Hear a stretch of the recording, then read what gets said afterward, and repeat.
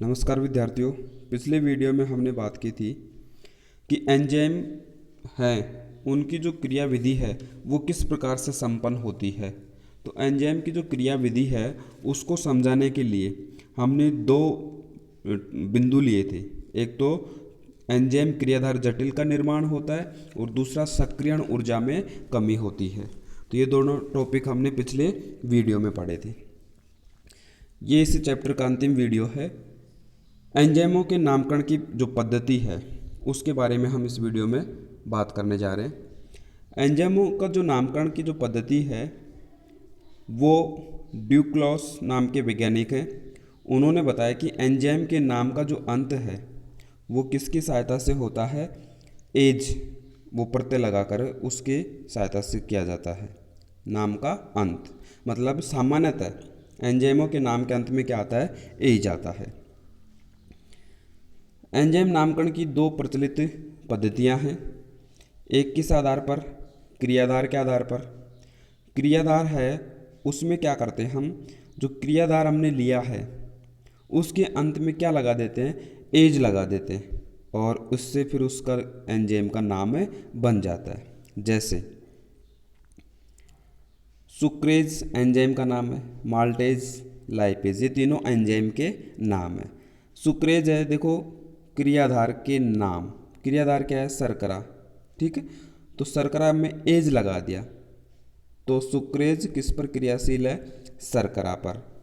Maltase है वो malt, carbohydrate को माल्ट बोलते हैं, वो माल्ट पर क्रियाशील है। और लाइपेज लिपिड जिसको वसा बोलते हैं, वसा पर क्रियाशील है। तो ये पहला आधार हुआ किसके आधार पर, क्रियाधार के आधार पर एंजाइम का नाम। जो क्रियाधार है उसके अंत में क्या लगा दे, एज लगा दे। उसके बाद में दूसरा जो आधार लिया वो है रासायनिक क्रिया के आधार पर। एंजाइमों का नाम किसके द्वारा बनाएंगे हम, वो किस अभिक्रिया को उत्प्रेरित कर रहा है उस अभिक्रिया के आधार पर उस एंजाइम का नाम हो जाएगा। जैसे हाइड्रोलेस, ऑक्सीडेस, कार्बोक्सिलेस, डिहाइड्रोजिनेस, ये सब विशेष प्रकार की अभिक्रियाएं हैं। किसी में ऑक्सीजन जुड़ रहा है, किसी में हाइड्रोजन हो रहा है, किसी में जल का है। तो ये अलग अलग टाइप है अभिक्रियाओं की, उस अभिक्रिया के आधार पर एंजाइम का नाम, तो वो है रासायनिक क्रिया के आधार पर एंजाइम का नाम। तो मुख्य रूप से तो देखो ये दो ही है, ऊपर हमने यही बिंदु लिखा है कि एंजाइम नामकरण की दो प्रचलित पद्धतियां हैं। प्रचलित तो दो ही हैं पर दो कौन कौन सी हैं, क्रियाधार के आधार पर और रासायनिक क्रिया के आधार पर एक दो पद्धति और है जिनको भी हम नंबर से ही ले लेते हैं। तो तीसरा टाइप क्रियाधार व रासायनिक क्रिया के आधार पर, जैसे ऊपर हमने क्या बताया, एक तो क्रियाधार के आधार पर बताया, दूसरा रासायनिक अभिक्रिया के प्रकार के आधार पर। अब यहाँ पर दोनों को जोड़ लिया, क्रियाधार भी और रासायनिक क्रिया भी। जैसे एक एंजाइम है जिसका नाम है एल ग्लूटेमिक डिहाइड्रोजिनेस। एक एंजाइम है, तीसरे टाइप का उदाहरण जो हम ले रहे हैं क्रियाधार व रासायनिक क्रिया के आधार पर, एल ग्लूटेमिक डिहाइड्रोजिनेस। ये क्या करता है, एल ग्लूटेमिक अम्ल क्रियाकारक हो गया, ठीक है, और डिहाइड्रोजनीकरण क्या हो गई, क्रिया का प्रकार हो गया। तो दोनों को शामिल कर लिया इसमें, इस एंजाइम के नाम में दोनों को। देखो ये तो हो गया क्रियाकारक और ये हो गया अभिक्रिया का प्रकार, और यही बिंदु लिखा हमने किसके आधार पर नामकरण करें, क्रियाधार प्लस उसकी जो रासायनिक क्रिया है उसके आधार पर।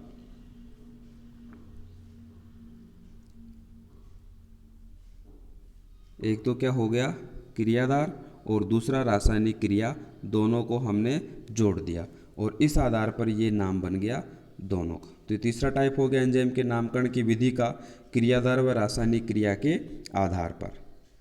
नेक्स्ट चौथा है एंजाइम के नामकरण के लिए मानक पद्धति। मानक पद्धति IUB, IUB का पूरा नाम इंटरनेशनल यूनियन ऑफ बायोकेमिस्ट्री, अंतर्राष्ट्रीय जैव रसायन संघ, बायोकेमिस्ट्री, जैव रसायन जिसको बोलते हैं। तो IUB है, उन्होंने 1955 में मानक पद्धति के बारे में बताया। इस पद्धति में क्या बताया गया है कि जो एंजाइम का नाम है उस नाम में क्रियाधार भी आ जाए, उत्प्रेरक अभिक्रिया है उसका भी समावेश हो जाए। मतलब क्रियाधार है, अभिक्रिया है, कौन कौन से उसमें क्रियाकारक हैं, इन सब की जानकारी मिल जाए तो उसको हम क्या कहेंगे, मानक नाम, मानक पद्धति। जैसे हेक्सोकाइनेज है, ठीक है, ये सामान्य नाम इसका। अब इसका यदि हम मानक नाम बताएं तो उसमें अपने को पूरी जानकारी मिलनी चाहिए कि भाई कौन कौन से क्रियाधार हैं, कौन से अभिक्रिया उसमें हो रही है। तो हेक्सोकाइनेज का जो मानक नाम है वो क्या है, ATP डीहेक्सोस 6 फॉस्फोट्रांसफेरेज, फॉस्फोट्रांसफेरेज, ये इसका मानक नाम है। तो ये दो उदाहरण अपने सिलेबस में, तो ये दोनों उदाहरण आपको ध्यान में रखना है, एक तो हेक्सोकाइनेज का और दूसरा यूरिकेज का। यूरिकेज का मानक नाम क्या है, urate O2 oxido reductase, urate O2 oxido reductase. तो ये इनके मानक नाम हैं। अब कई बार क्या होता है कि जो मानक नाम है, जैसे देखो ये हमने नाम पढ़े तो ये थोड़े जटिल है, तो कई बार ये अत्यंत बड़े और जटिल हो जाते हैं, तो उसके लिए क्या करते हैं, इनके छोटे नाम प्रतिपादित कर लिए जाते हैं, जिनको हम क्या कहेंगे, संस्तुति नाम। क्या नाम उनके लिए, संस्तुति नाम कहा जाता है। तो ये नोट भी ध्यान में रखना है।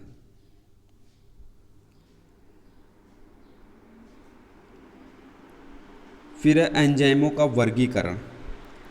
एंजाइमों का जो वर्गीकरण है उस वर्गीकरण को भी जो अपना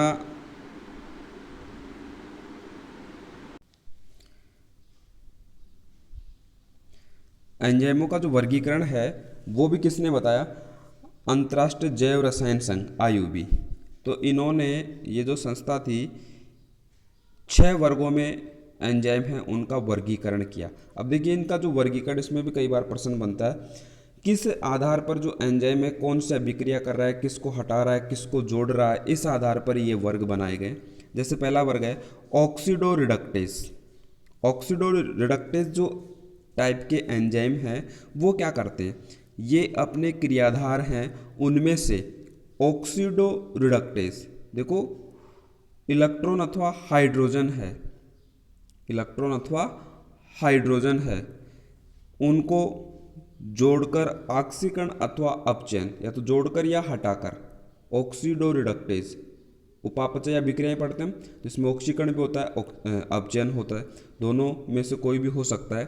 तो इस प्रकार की जो अभिक्रियाओं में काम आते हैं वो एंजाइम क्या कहलाते हैं, ऑक्सीडो रिडक्टेज। इनके उदाहरण हैं साइटोक्रोम ऑक्सीडेज, अल्कोहल डिहाइड्रोजिनेज और रिडक्टेज, ये इस ग्रुप के उदाहरण हैं।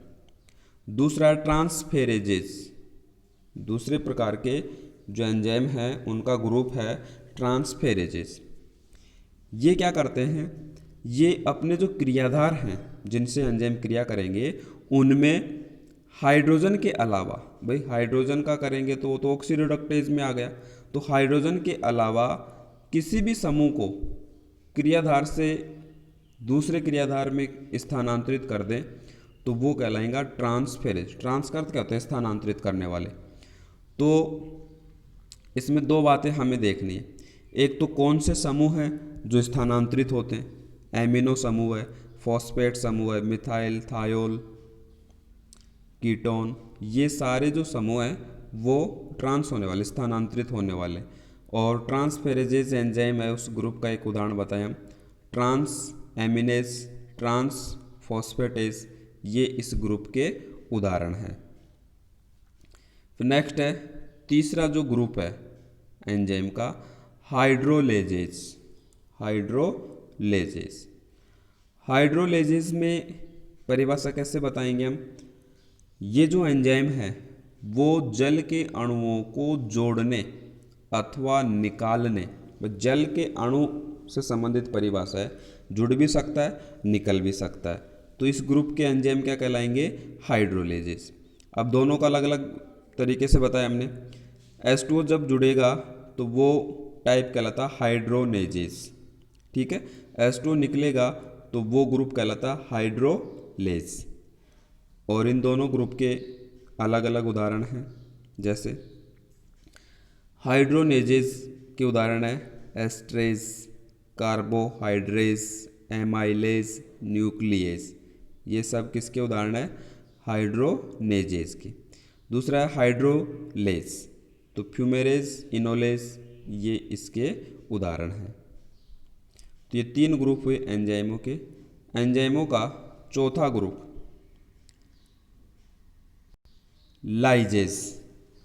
लाइजेज जो एंजाइम हैं वो किस प्रकार के? ये एंजाइम अपने क्रियाधार हैं उनमें से बिना जल अपघटन किए विशेष प्रकार के सहसंयोजक बंध, जल का अणु नहीं निकालेंगे, बिना जल के अणु निकाले जो सहसंयोजक बंध हैं उनको तोड़कर उसमें से कोई समूह का निष्कासन कर देंगे, तो ये कहलाएंगे लाइजेज। एल्डोलेज इसका उदाहरण है। फिर नेक्स्ट पांचवा इसमें जो समूह है, पांचवा जो वर्ग है एंजाइमों के वर्गीकरण का, वो है आइसोमेरेजेस। आइसो समावयवी जिसको हम बोलते हैं, आइसोमर। तो ये एंजाइम क्या करते हैं? कोई क्रियाधार है उसको उसके समावयवी अणु में, समावयवी किसको कहते हैं भाई? जो संरचना अलग हो, सूत्र क्या हो? समान हो, तो जो समावयवी अणु में परिवर्तित कर देते हैं, तो वो एंजाइम आइसोमेरेजेस ग्रुप के कहलाएंगे। और इसका उदाहरण है फॉस्फोहेक्सो आइसोमरेज।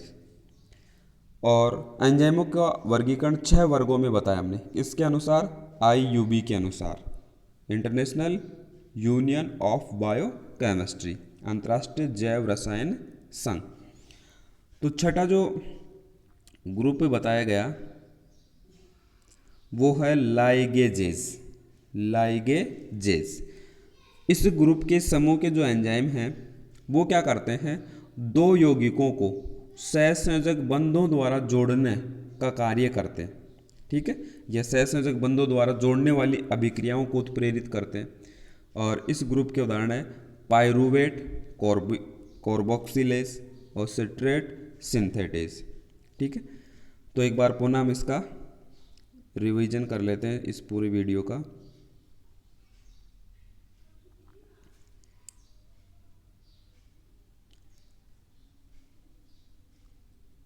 यहाँ से हमने बात की है एंजाइमों के नामकरण की पद्धति, ड्यूक्लोक्स नामक वैज्ञानिक ने बताई। अंत में सामान्यतः एज लगता है। 2 प्रचलित पद्धतियाँ हैं क्रियाधार के आधार पर, कि भाई क्रियाधार है वो कौन सा है, उसके अंत में एज लगा दें तो वह एंजाइम का नाम बन जाएगा। दूसरा रासायनिक क्रिया, रासायनिक क्रिया किस प्रकृति की है उसके अनुसार उसका नाम बना दे। तो ये तो हैं 2 मुख्य। तीसरा और चौथा भी इसमें शामिल है, पर ये इतने महत्वपूर्ण नहीं है, पर फिर भी हमें ध्यान रखना, कोई प्रश्न बन सकता है। क्रियाधार व रासायनिक क्रिया के आधार पर, इसमें क्रियाधार है और रासायनिक की क्रिया कौन सी है, दोनों साथ में जुड़ जाएंगे। और चौथी है मानक पद्धति, IUB के द्वारा दी गई। तो इसमें लगभग सारी जानकारी आ जाती है जिससे उस एंजाइम का बड़ा नाम बन जाता है। उसमें जो भी क्रियाधार है, उत्प्रेरित होने वाली अभिक्रिया है, वो सारी साथ में आ जाती है, ठीक है। कई बार ये जो मानक नाम है बहुत बड़ा हो जाता है, तो इसके लिए छोटा नाम, तो उसको क्या बोलते हैं? संस्तुति नाम। फिर एंजाइमों का वर्गीकरण किसके अनुसार? IUB के अनुसार। कितने वर्गों में? 6 वर्गों में।